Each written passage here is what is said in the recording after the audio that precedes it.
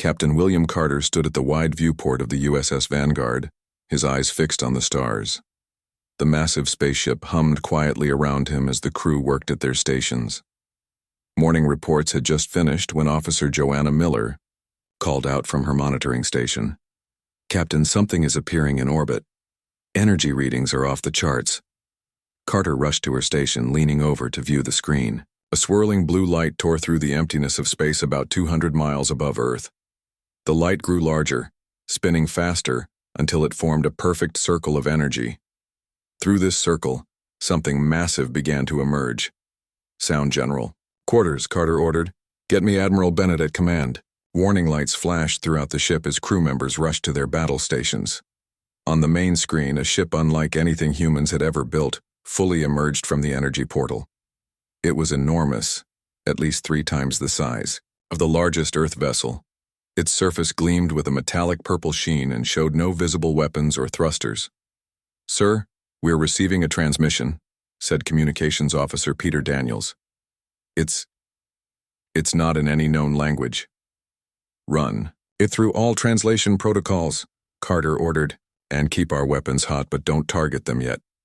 The alien vessel hung motionless above Earth for almost an hour, while governments worldwide scrambled to respond.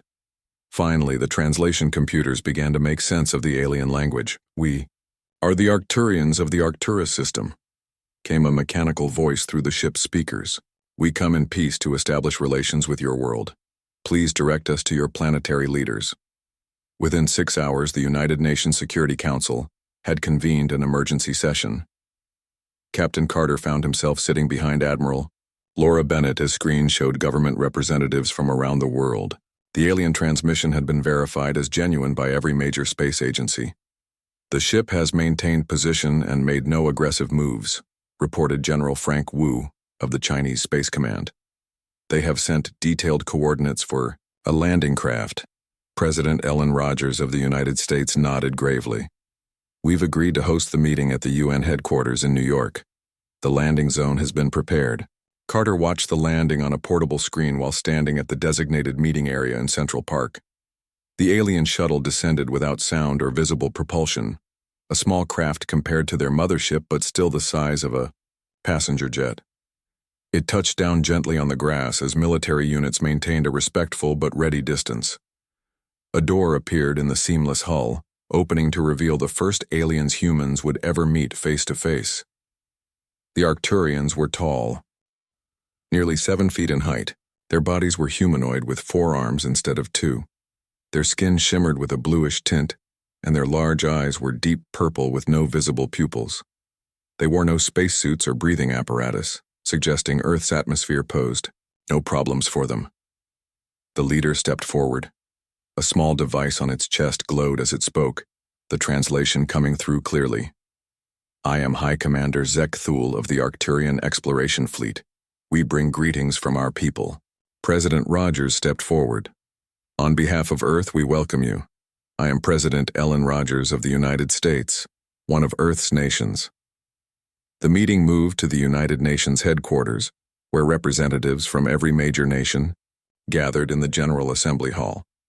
The Arcturians moved with grace despite Earth's gravity, which they mentioned was stronger than their homeworld. As talks progressed, the aliens shared impressive displays of their technology. Zekthul raised his upper right hand and a ball of light appeared above his palm. It expanded to show a 3-dimensional map of their home system. "We have traveled over 20 light years to reach you," he explained. "Our drive system creates temporary bridges through space-time." Carter watched with fascination as the aliens demonstrated more technology. They showed energy shields that could stop anything, matter transporters that moved objects instantly across the room, and small devices that could analyze and display the molecular structure of any object. When Earth's military leaders presented their own defensive capabilities as a standard diplomatic exchange, the atmosphere in the room changed. The aliens watched footage of aircraft carriers, fighter jets, tanks, and missile systems with what seemed like polite interest. But when close-up images of conventional weapons appeared, several Arcturians exchanged glances. "Your species still uses projectile weapons?" asked Zekthul, pointing at footage of naval guns firing. Solid ammunition propelled by chemical explosions? Admiral Bennett nodded. Yes, we find them reliable and effective for our defense needs. The lead Arcturian made a sound that the translator didn't catch, something like a chirp or click. The other aliens responded similarly. Is something amusing? Asked General Wu. Forgive us, said Zek Thul. Your projectile weapons are quaint. We abandoned such primitive technology millennia ago. In our culture, it would be like seeing someone bring a stone axe to a meeting. Carter noticed Admiral Bennett's expression tighten slightly at the condescending tone. Different paths of development lead to different technologies, Bennett replied smoothly.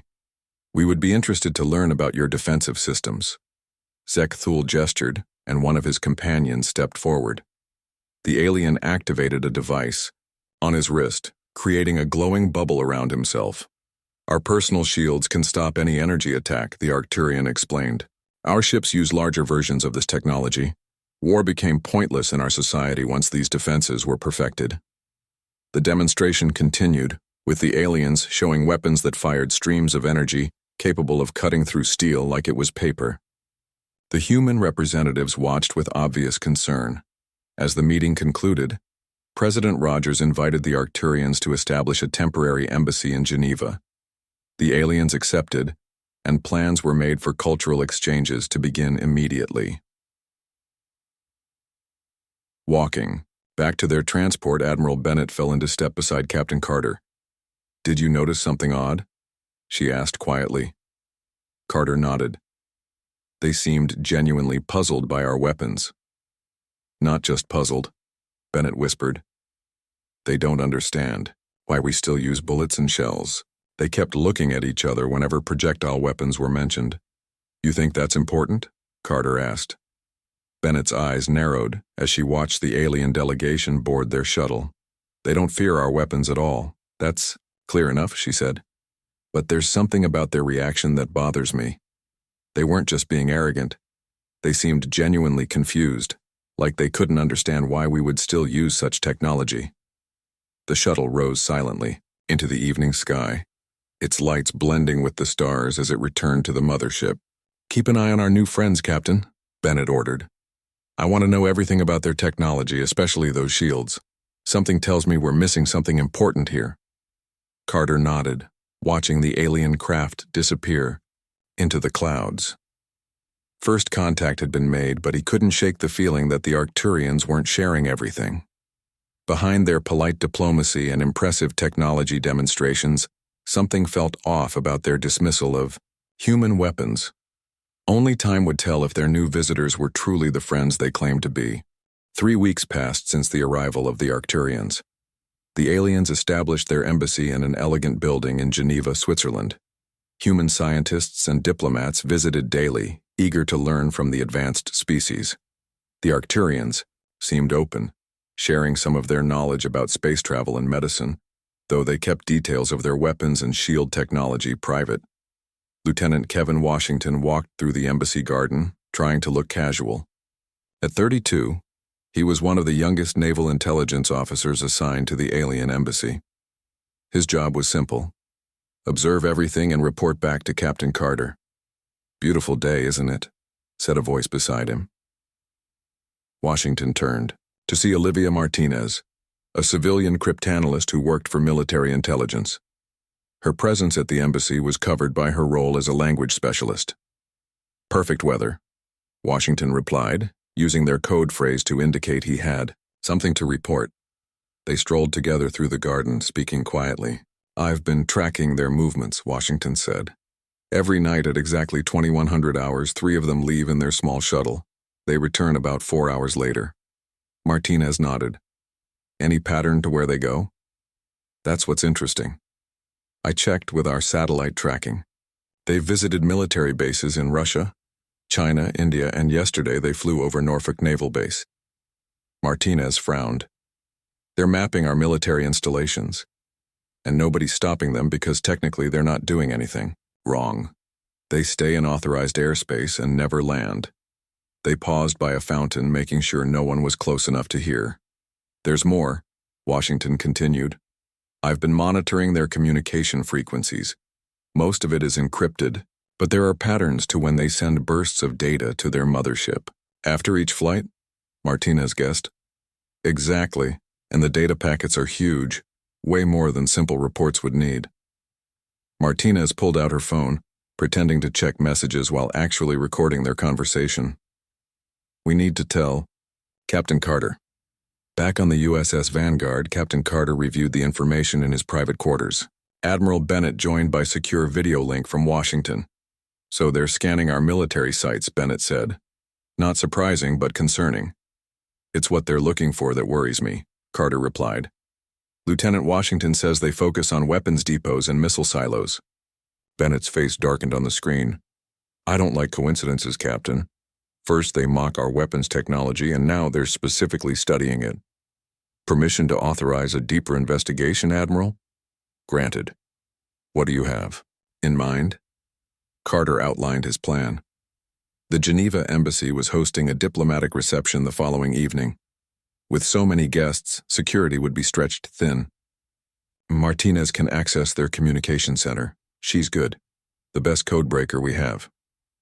The next evening, the embassy glowed with lights as diplomats and scientists from around the world mingled with the Arcturians. Martinez wore an elegant, black dress, her hair pinned up to hide the small communication device in her ear. Security cameras showed 2 guards at the east corridor. Washington's voice said in her ear. He was monitoring security feeds from a van parked nearby. Wait for my signal. Martinez smiled politely at passing guests, working her way toward the restricted area. She carried a small device in her purse that could download and partially decrypt alien transmissions. Now, Washington said. They're responding to a disturbance in the main hall. Martinez slipped down the corridor, using the access card she had cloned from an unsuspecting technician earlier that week. The communication room door slid open silently. Inside, blue lights pulsed on alien equipment. Martinez worked quickly, attaching her device to what appeared to be the main terminal.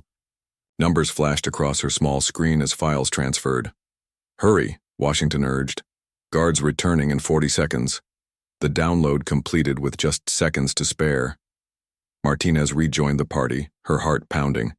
She made small talk for another hour before leaving with the other guests.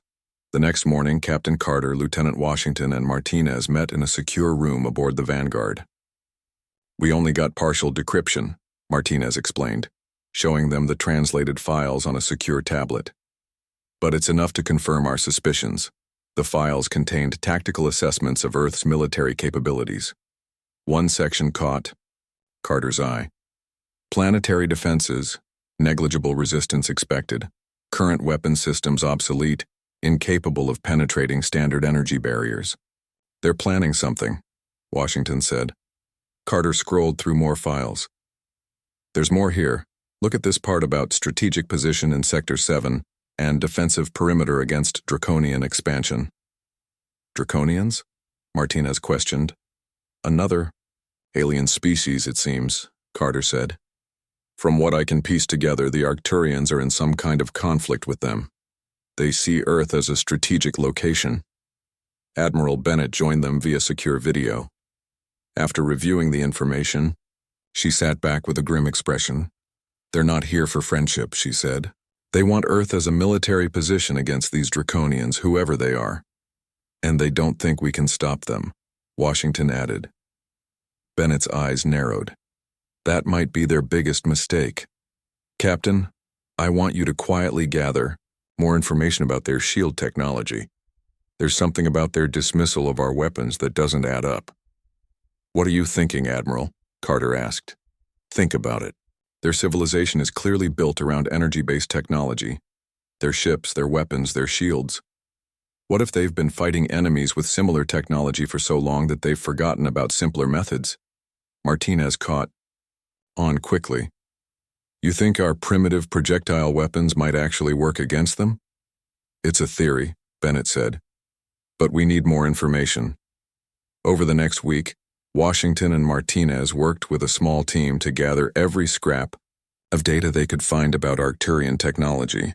They observed shield demonstrations, analyzed video footage, and compiled a detailed report. Carter reviewed their findings in his quarters.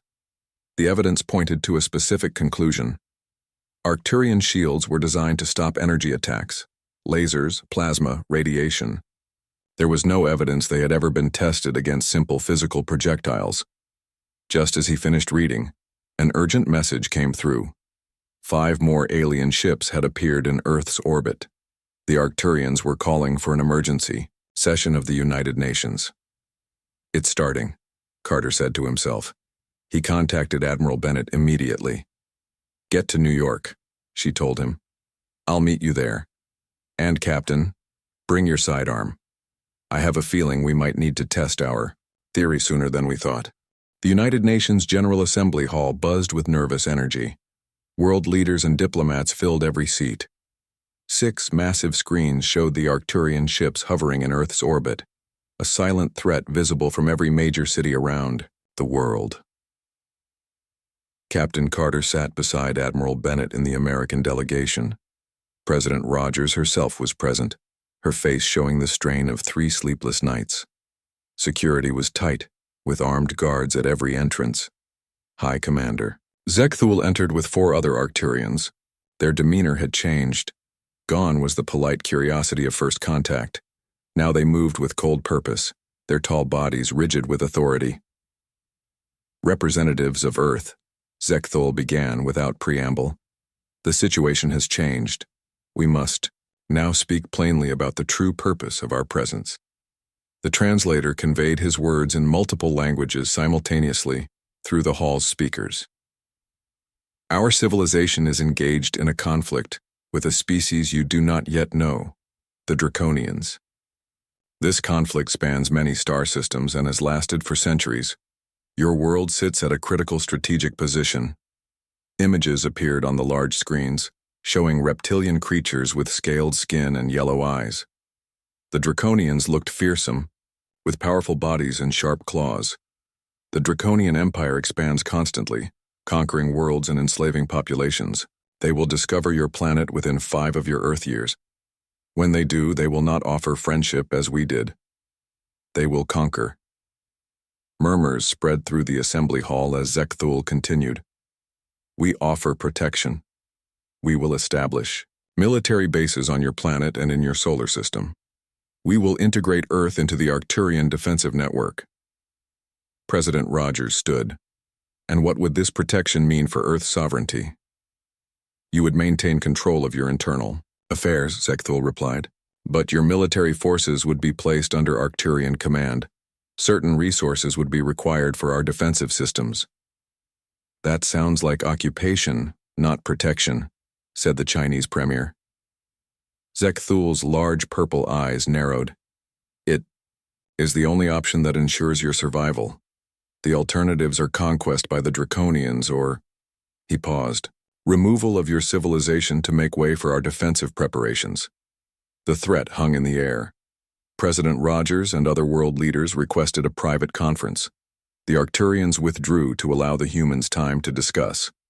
In a secure room adjacent to the assembly hall, heated debate erupted among Earth's leaders. "They're threatening to wipe us out if we don't submit," said President Rogers. "Can we trust them about these Draconians?" asked the British Prime Minister. "This could be a fabrication to justify taking our planet." The Russian president spoke. "Next, we have no choice. Their technology is too advanced. Resistance would be suicide." Admiral Bennett stepped forward. "Madam President, if I may, we have reason to believe the Arcturian assessment of our military capability is flawed."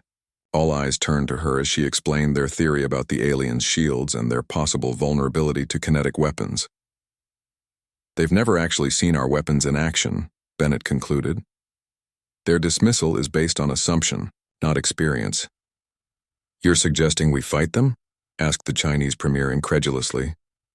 "I'm suggesting we verify this theory before surrendering our planet," Bennett replied. "We've analyzed every demonstration of their technology. Everything they do involves electromagnetic fields and energy manipulation.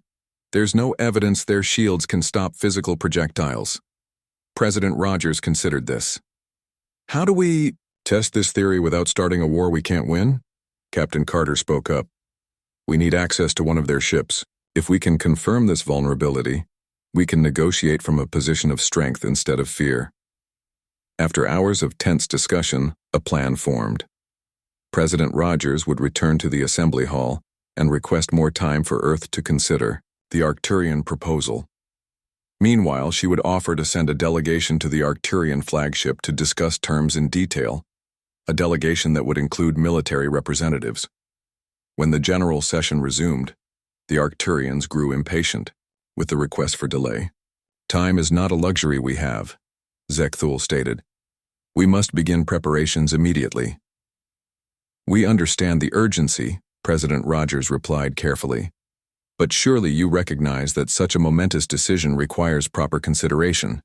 To expedite matters, I propose sending a delegation to your vessel to discuss specific implementation plans while our governments finalize their decisions." Zekthul conferred briefly with his companions before responding. "Acceptable. You may send 5 representatives. They will be returned safely." "Thank you," Rogers said. "The delegation will be ready within 3 hours." As the meeting adjourned, Carter and Bennett hurried to prepare. They selected 3 Special Forces operatives who would accompany them, disguised as diplomatic aides. Each person was equipped with a concealed weapon, standard-issue firearms loaded with specially designed ammunition. "These are hollow points, modified by our engineers," Bennett explained, showing Carter the bullets. "Designed to fragment on impact for maximum kinetic damage. If their shields can't stop physical objects, these will be extremely effective." "And if they can?" Carter asked. Bennett's face was grim. "Then Earth surrenders, and we hope these Arcturians are better masters than the Draconians would be." Lieutenant Washington approached with last-minute intelligence. "We've intercepted communications between their ships. They're discussing defensive positions around Earth. This isn't just about protection against the Draconians. They're planning to use Earth as a forward base in an offensive campaign." The delegation gathered at the landing pad, where an Arcturian shuttle waited. President Rogers addressed them privately before departure. "You carry the hopes of humanity with you," she said solemnly. "Verify what you can about their intentions and their vulnerabilities. If possible, open a channel for genuine negotiation. But if they truly mean to subjugate us—" She didn't finish the sentence. She didn't need to. The shuttle journey to the Arcturian flagship took 30 minutes.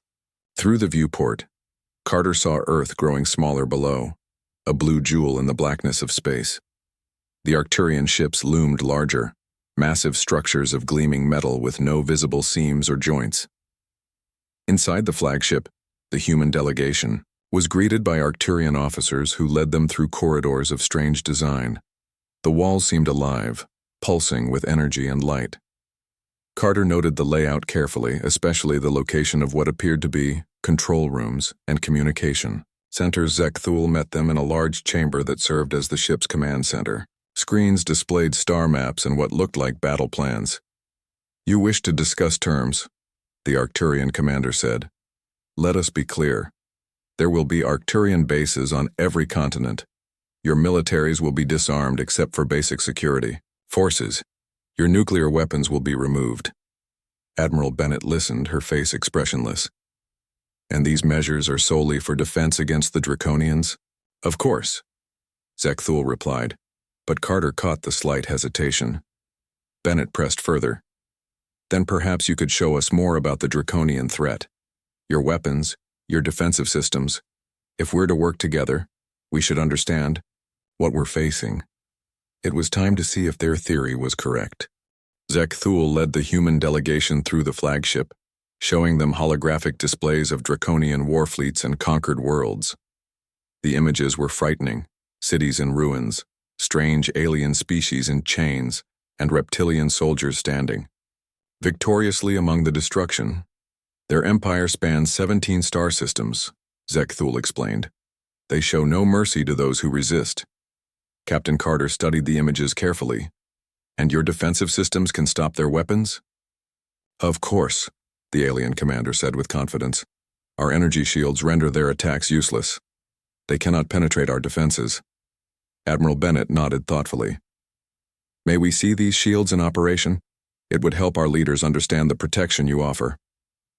Zekthul considered the request, then agreed. Follow me to the demonstration chamber. As they walked through the curved corridors, Carter exchanged quick glances with the three Special Forces operatives posing as aides. Each gave a subtle nod, confirming they were ready. The demonstration chamber was a large room with a central platform. Several Arcturian technicians operated control panels around the edges. "Observe," Zekthul said. He stepped onto the platform while another Arcturian activated a control panel. A shimming field of energy surrounded the commander. "This personal shield is a smaller version of what protects our ships." A technician fired an energy beam at Zekthul. The beam struck the shield and dissipated harmlessly, spreading out like water hitting glass. "Even at full power, their weapons cannot harm us," Zekthul stated proudly. Bennett stepped closer, examining the shield with apparent fascination. "Remarkable technology. May I ask what powers these shields?" While Zekthul explained the complex energy systems, Lieutenant Washington slowly moved toward a different section of the room. He had brought a small electromagnetic scanner disguised as a diplomatic recording device. Following their plan, he pretended to stumble, dropping the device. When it hit the floor, it activated with a high-pitched whine. Instantly, alarms sounded throughout the chamber. Arcturian guards turned toward Washington, their attention drawn to the source of the unexpected energy signature. "What is that device?" demanded Zekthul, stepping off the demonstration platform. "Just a recorder," Washington apologized, looking flustered. "I'm so sorry. It must have malfunctioned when I dropped it." The distraction worked perfectly. While all eyes focused on Washington, Carter and the Special Forces team made their move. They pulled their concealed weapons from hidden compartments in their diplomatic cases. "Zekthul," Carter called out, his voice firm. "We need to renegotiate terms." The Arcturian commander turned, his purple eyes widening at the sight of the weapons. Then his expression changed to something like amusement. "Your primitive firearms, this is your plan?" He activated his personal shield, the energy field surrounding him like a glowing bubble. "Your projectile weapons cannot harm us." "Let's test that theory," Carter said calmly, and fired. The sound of the gunshot was deafening in the enclosed space. The bullet traveled at over 200 feet per second, striking Zekthul's shield directly over his chest. What happened next stunned everyone in the room.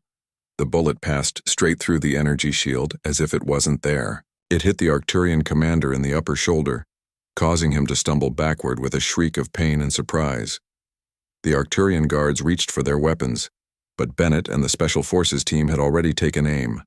More shots rang out.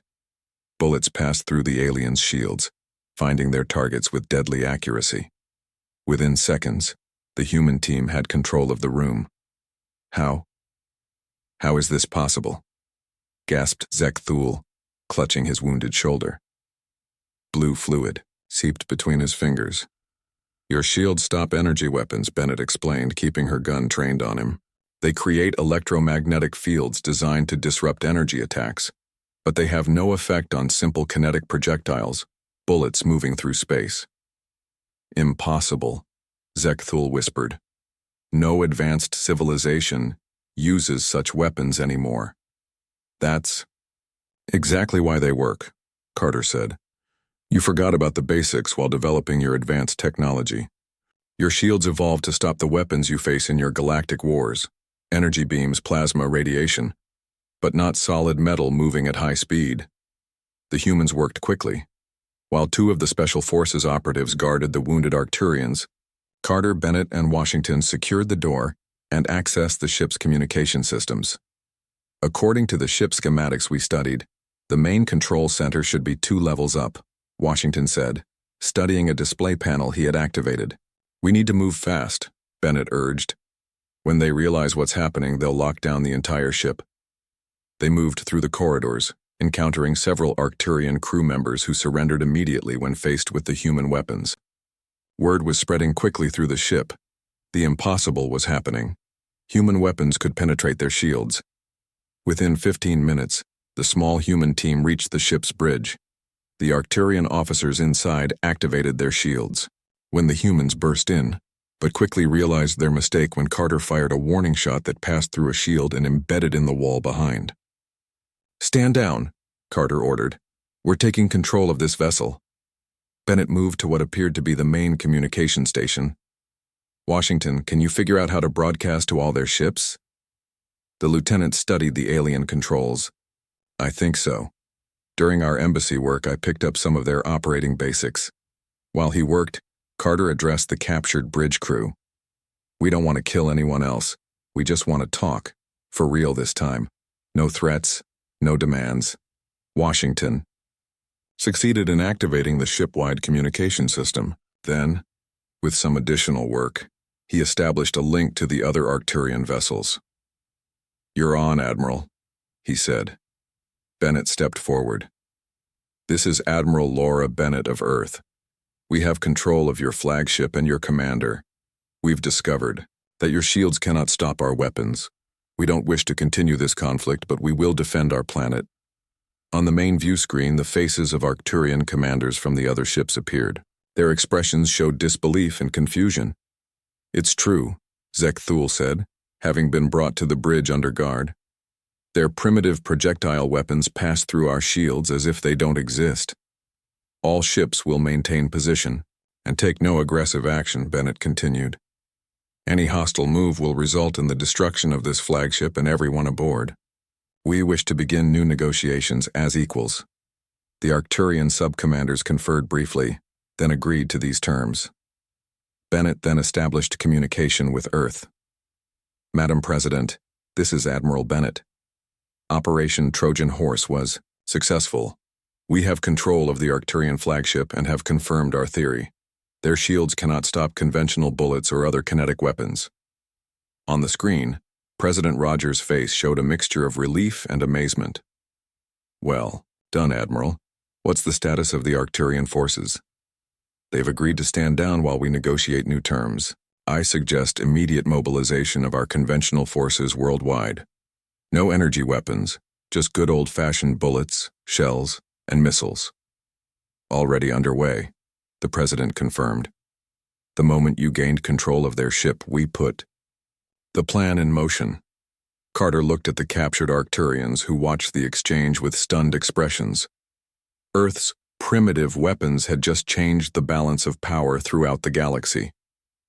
Earth's military forces sprang into action with a unified purpose not seen since the Great Wars of the past century. Within hours of Admiral Bennett's transmission from the captured Arcturian flagship, conventional weapons had been readied worldwide. Fighter jets armed with regular missiles and bullets took to the skies. Navy vessels with standard shells loaded in their guns moved into strategic positions. Even old tanks and artillery were brought out of storage and prepared for battle. On the Arcturian flagship, Captain Carter supervised the transfer of Zek Thul and several high-ranking aliens to a secure conference room. Their wounds had been treated by a human doctor, who had joined a second delegation that arrived from Earth. "Your weapons are so simple," one of the Arcturian officers remarked, watching Carter check his standard firearm. "Yet they bypass our most advanced defenses." "Sometimes the old ways are the most effective," Carter replied. "You evolved your technology to counter energy weapons because that's what your enemies use. You forgot about basic physics." President Rogers arrived on the flagship with a small security detail and a team of diplomats. She met with Zek Thul in the conference room, while Admiral Bennett provided a full briefing on what they had learned. "The Arcturians haven't been entirely truthful," Bennett explained. "Yes, the Draconians exist and are a threat, but the Arcturians weren't here just for our protection. They planned to use Earth as a forward base in an offensive war." President Rogers turned to Zek Thul. "Is this true?" The alien commander's normally confident demeanor had vanished. "We did not believe you would understand the complexities of galactic politics. Your civilization is young." "Young doesn't mean stupid," Rogers replied firmly. "Now let's discuss real terms. As equals." While negotiations continued aboard the flagship, Earth's forces moved into position. The remaining 5 Arcturian ships maintained their positions in orbit, unsure how to respond to this unexpected turn of events. Their sensors detected hundreds of human aircraft and missiles being prepared below. Their previous dismissal of Earth's military had been a catastrophic error. Lieutenant Washington worked with Olivia Martinez, who had joined the second delegation, to analyze the Arcturian communication systems. They discovered transmissions to a larger fleet waiting at the edge of the solar system. "They have more ships coming," Washington informed Carter and Bennett. "Dozens of them, based on these coordinates." "How long until they arrive?" Carter asked.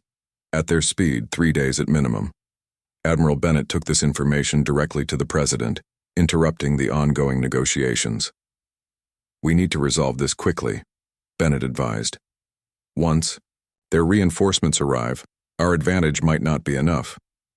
President Rogers nodded and returned to face Zekthul with new determination. "You have more ships coming. We can continue this conflict, or we can find a solution that works for both our peoples." The Arcturian commander seemed to age before their eyes, his confident posture slumping. "What do you propose?" "A genuine alliance," Rogers said. "Not subjugation disguised as protection. We help you against the Draconians, but Earth remains independent. Your bases here will be joint operations with human oversight."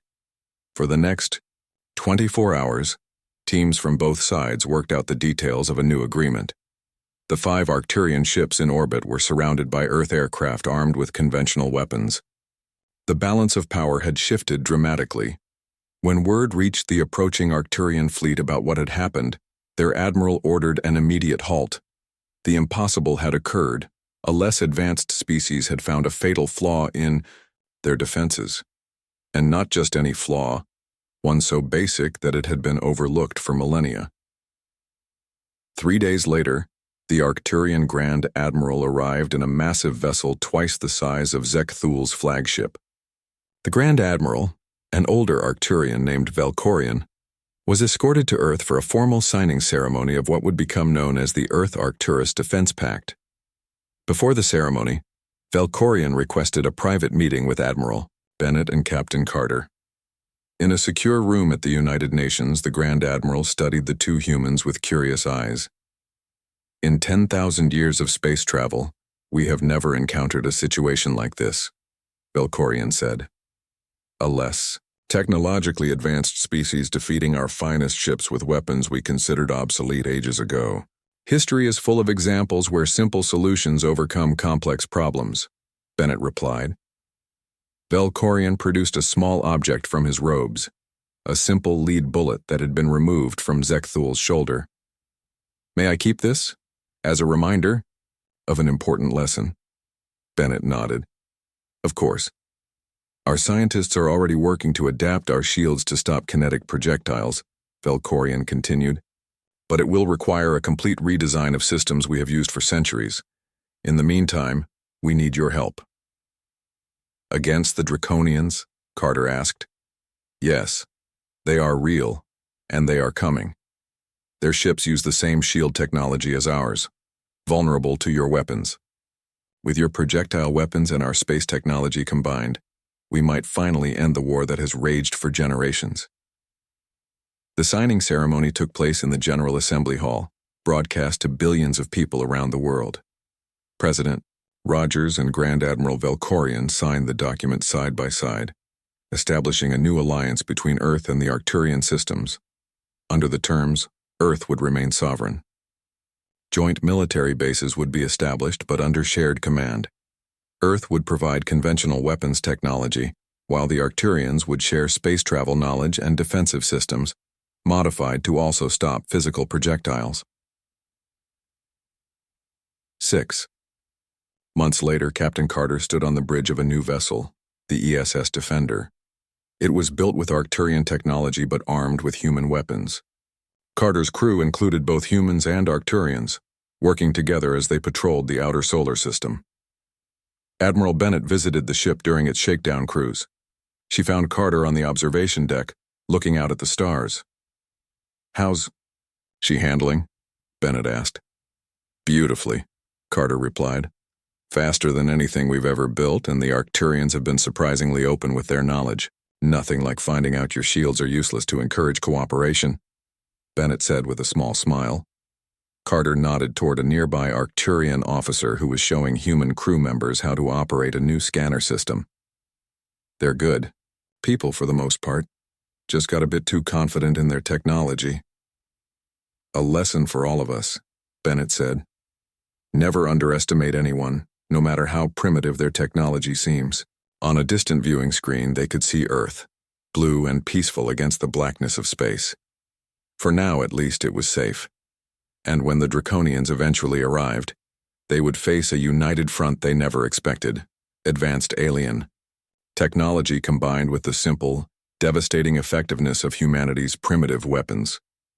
In his private quarters aboard the Arcturian command ship, Grand Admiral Velkorian still kept that simple lead bullet on his desk. A constant reminder that sometimes the old ways were the best ways after all.